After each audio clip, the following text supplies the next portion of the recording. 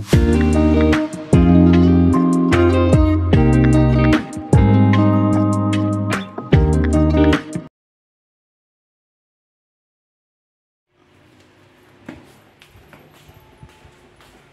ulit yan?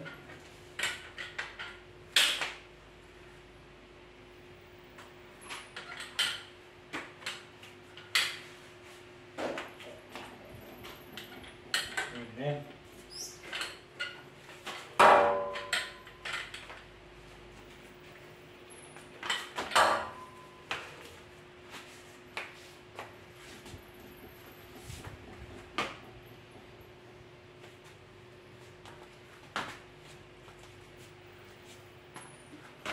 Wait. I-cut ko to.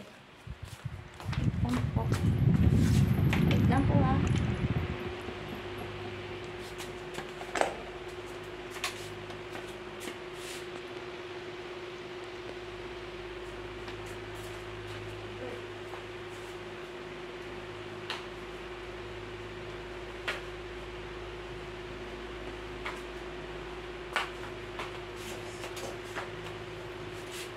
Yun, explain mo.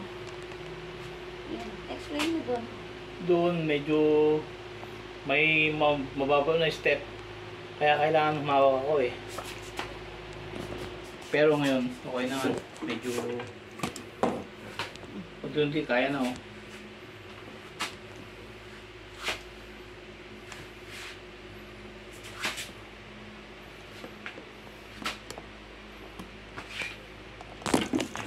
Yun lang.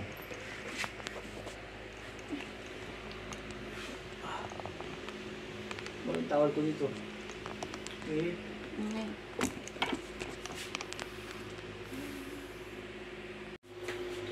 Subukan kong dalhin itong mag doon sa kusina. Nang walang tungkod.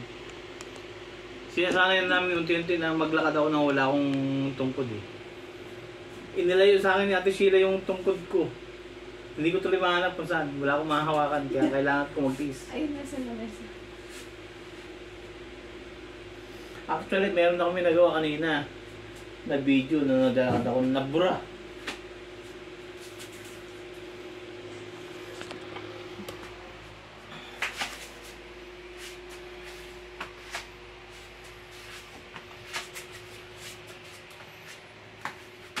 Wait lang po. Wait. Wait. Explain mo. Bababa ka.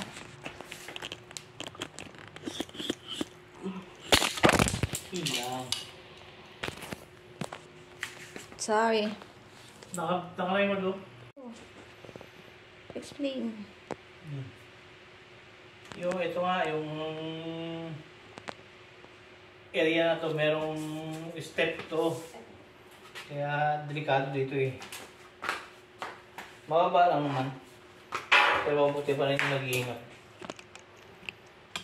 Ngayon.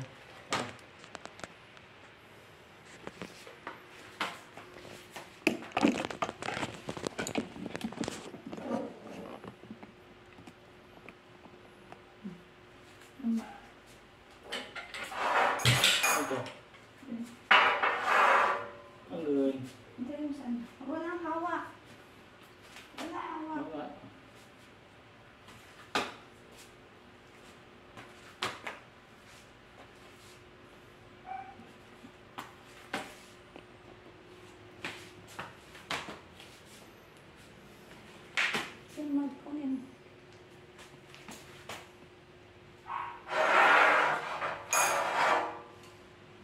Subukan mo hawakan.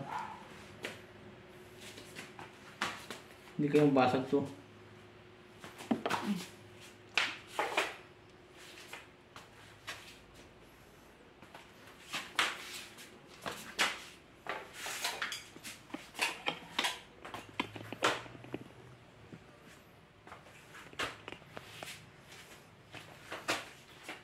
Kaya ko na magdala ng mag nang naglalakad. Oo.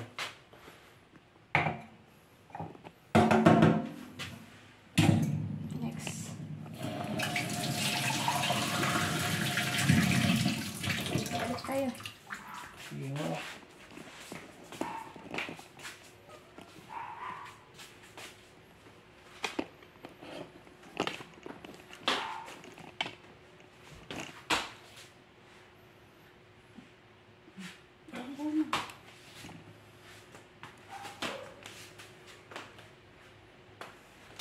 Wait lang. Wait. Dahan-dahan. Dahil, explain. Ito pa ba naman? May maliit na slope dito.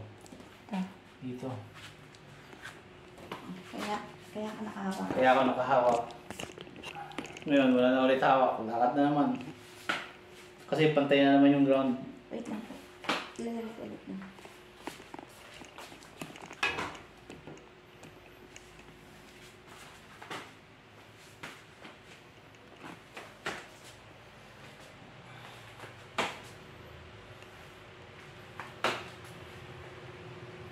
Bounce mo.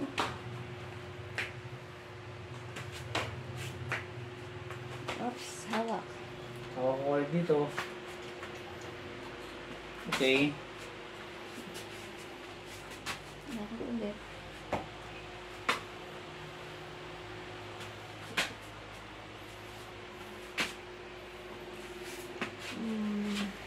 Ay, unti-unti. Nice. Unti-unti. Nakakasanayan ng maglakad na walang tungkod. Anong pakiramdam? Masaya, syempre. Ang problema ko lang talaga, katulad yan, di ba? Hindi ko halos may angat. Yun lang naman ang problema eh. Pero na ano mo siya? Na ihahakbang. Oo, nihakbang Ibig ko. ko sabihin yan, ang naihahakbang mo na siya. Mabagal nga lang. Wala ka nang, ando na tayo mabagal man. At least nahakbang mo na, wala ka nang tungkod. Kaya nga eh. Congrats. Malapit na, konti pa. Kung araw-araw namin gagawin to, siguro sa loob ng 1 buwan o 2 buwan, makakalakad na ako ng mabilis. Ano? Ano tayo sa labas? Sa labas? Yun lang. Sa labas ng gate? Oo. Saglit lang. Gusto mo? Pwede rin. Konting ano lang. Oo. Kung kaya mo. Kaya lang kasi yung semento ron, malubak. Baka hindi kayo delikado. Hindi siya maluwag. Ha? Dito tayo sa maganda. Basta lalay ka lang. Tara. Try natin. Oo. Susubukan daw namin ni Ate Sheila na lumabas. Maglalakad doon sa labas. Medyo pangit yung ground ng kasada pero susubukan namin lumakad. Aalalayan niya naman ako eh. Nawalang. Nang walang tungkod. Let's go. Game. So wala akong tungkod.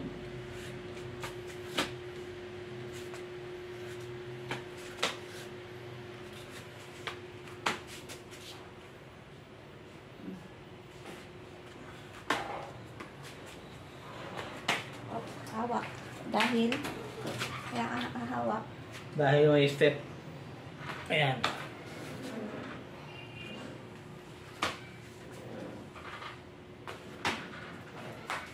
Wait lang po. Wait lang. Kaya mo tumayo matagal? I-video mo lang kaya hawakan mo. Paharap? Ah, pa.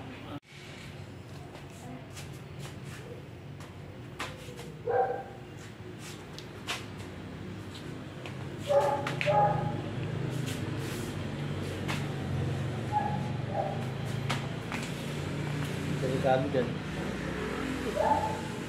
Nakangad lang tayo sa... Kumina, titiso daw dyan. Wait lang po. Kukuha ko chinelas. Hawak mo. Nakalisi ka na naman ah. Sige po.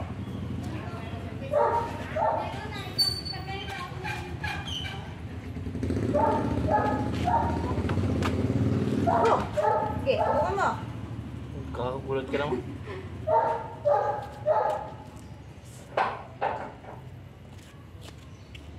Hindi ko makita. Hawakan mo na po dun. I-set natin yung camera. Yan. Saan? Dito? Dito sa kotse. Ano?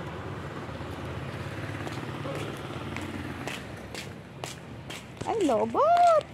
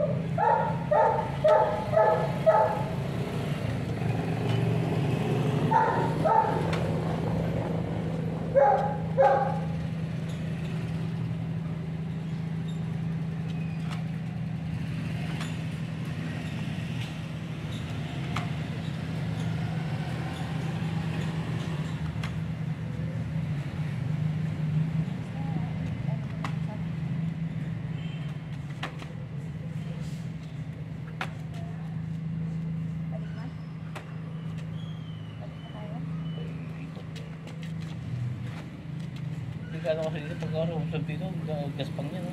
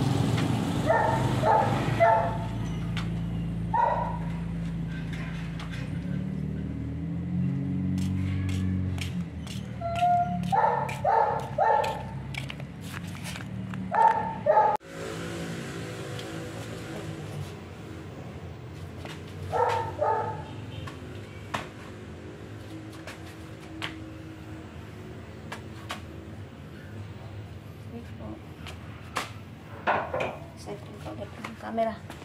Go.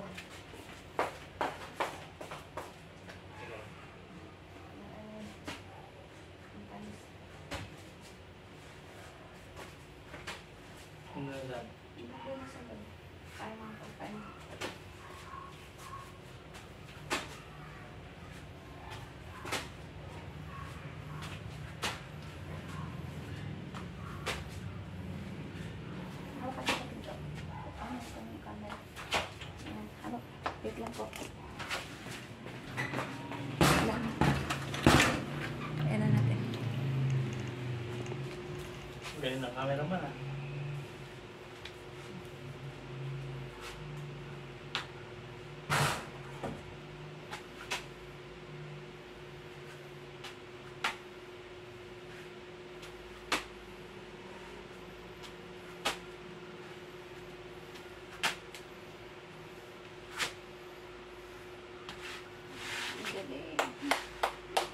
Malay-lay rin na.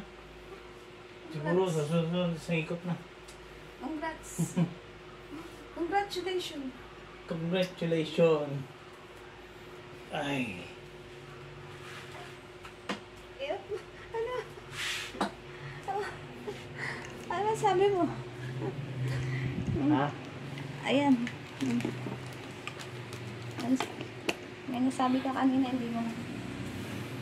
Malayo-layo? Malayo-layo na rin yung nalakad ko.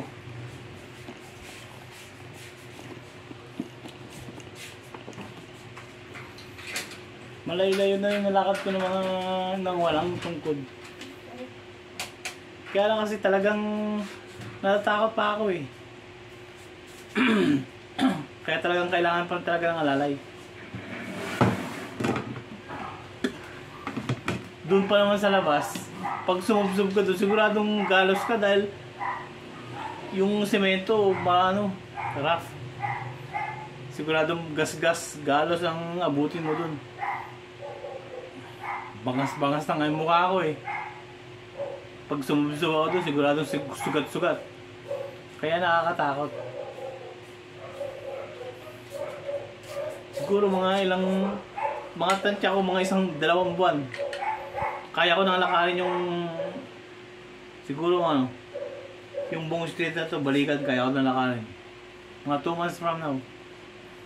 Kaya sana subaybayan ninyo yung channel namin para makita yung progress ng paglalakad. Pero wala pa isang buwan. Ha? Wala pa isang buwan. Kaya nga. Ano na siya agad yung pagkento? So wala pa kami 1 buwan, buhat nung magsimula kami maglakad. Kahit pa paano, may konting improvement. Dahil dati talagang parang kailangan ko talaga na humawak ng ganito. Ng tungkod. Pero ngayon, parang unti-unti ko nang nararamdaman na magiging independent na ako sa tungkod. Konting tiis pa, konting tiyaga pa. So far, ang pinapalakas ko talaga yung muscle ko sa binti. Dahil mahina kasi yung kaliwang binti ko. Yung sa kamay, medyo pa rin. Pero hindi ko na muna masyadong i-concentrate. mas magpo-focus ako ngayon dito sa legs ko. Gusto ko pala kasi talaga yung legs eh. Ngayon, kung makakalakad na ako ng walang tungkod, sa ako naman di ko concentrate dito sa kamay ko. Gusto ko rin itong may taas ng mataas, ganyan kataas na ano, na ako lang, ibig sabihin walang iwang support. Isa, pag nakasandal ako ng ganito, nakakaya ko. Yan. Pero kung hindi ako nakasandal, talagang ang hirap.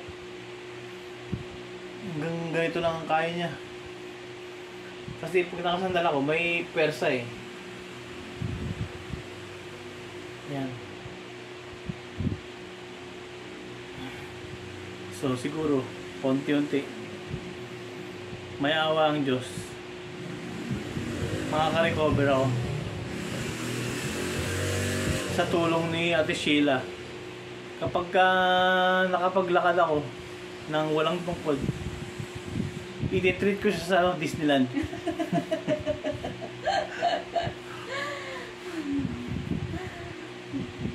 Manalangin lang po. Yan ang lagi ko sa yung binibitawan. Pagka inaano kita na maglakad, manalangin lang tayo. Kaya nga eh. Bago tayo mag-activity, bago tayo manalangin lang. Basta nandun lang. Dapat yata ganun ang gawin natin. Ganun. Bago tayo lumakad, manalangin tayo. Ayun nga. Yun ang inaano ko eh. Sa umaga. Yun ang nalangin kaya ako na hindi ko naman sa inaano sa'yo. Ngayon, ginagabay ko ang sarili. Salubungin natin yung mga biyaya. Ginagabayan ko sarili ko kasi humihingi ako sa Diyos na igabay po siya, na gamitin ako kung anong kaya ko po.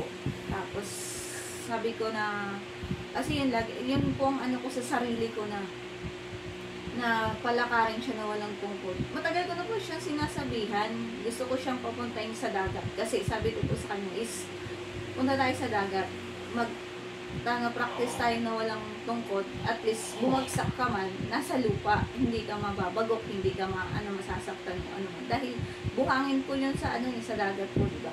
Tapos ngayon, ang inano ko po talaga, pinaninindigan ko sa sarili ko na palakarin siya na walang tungkod. Kaya ipinupush ko po sa kanya kasi hindi ko po masasabi kung hanggang kailan po ako dito o hanggang kailan ko po siya maaalagaan. Hindi ko po hawak ang pag-aalaga ko sa kanya. Ngayon, hanggang kaya ko po, pupush ko po siya sa kanya na tanggalin yung tungkod, na maglakad po siyang gano'n. Kaya sabi ko po sa kanya, magtiwala siya sa sarili niya, huwag niyang iasa sa may sasalo sa kanya, may akawakan siyang tungkod, basta confident lang po sa sarili niya na kaya niya na yun, ganun po. Pero kahit nasa harap niya po ako, isipin niya lagi na wala siyang kaharap na aalalay.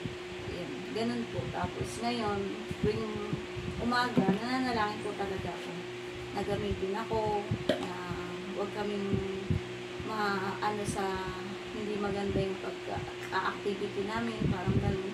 Pero talagang napakabait talaga ng nasa taas. Talagang hindi kami pinapabayaan.